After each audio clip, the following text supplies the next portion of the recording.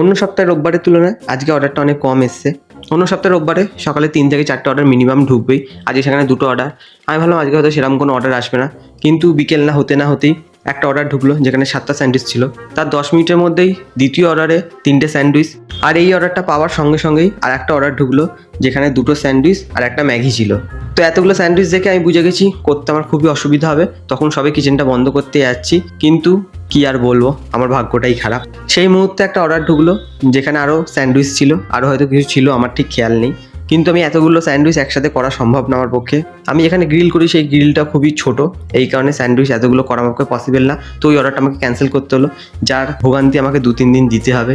আর আমি যার অর্ডারটা ক্যান্সেল করলাম সে যদি ভিডিওটা দেখে থাকে, আমি ক্ষমা চেয়ে নিচ্ছি আপনার কাছ থেকে, কারণ এতগুলো অর্ডার আমি একসাথে সামলাতে পারবো না বলে আপনার অর্ডারটা আমি ক্যান্সেল করেছি। আর আপনারা যারা আমার কাছে অর্ডার করতে চান, জোম্যাটো, সুইগি, ম্যাজিক পিনে অ্যাভেলেবল আছে, ফার্স্ট বাইট বলে, কেষ্টপুর রবীন্দ্রপুরি লোকেশন। তো চলুন দেখা হবে পরের দিন নতুন কোনো ভিডিওর সাথে।